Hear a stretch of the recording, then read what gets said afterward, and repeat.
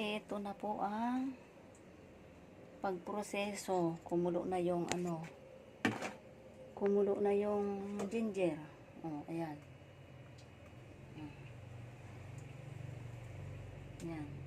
Yellow ginger and white ginger. Ayan. Gamot din po para yan sa allergy. Sasalain natin bago ilagay doon sa teapot.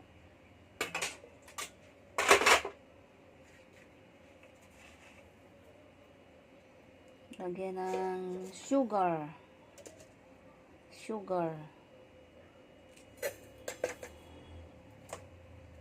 Tapos kumuha. Salain. Ilagay.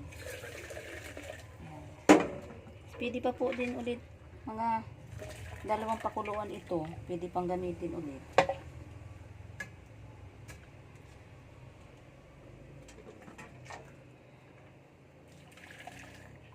Pwede pang lagayan ulit yan kasi marami pang katas ito.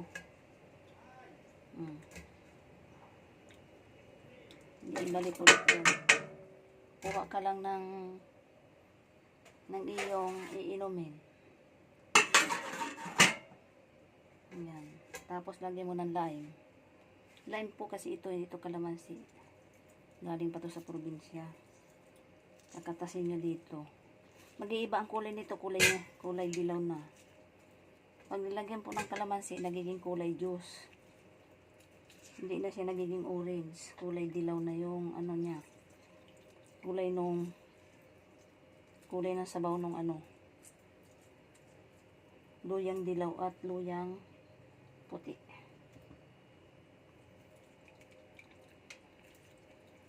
Mainam po to sa allergy, sa baga, sa respiratory system po, baga, sipon, ubo.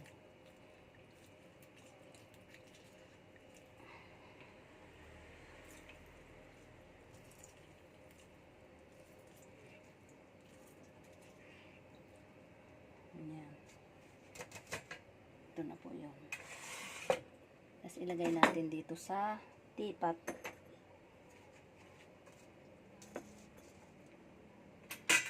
Ilagay natin sa teapot.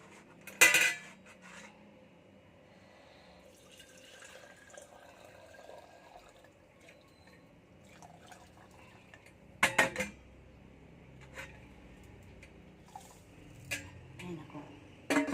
Nilanggam ko pa. Ay yung nilanggam. Yung aking asukal. Nilanggam ang asukal.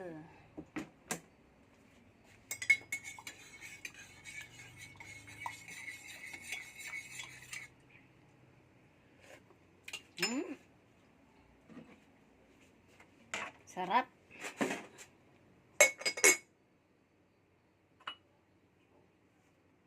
Yan.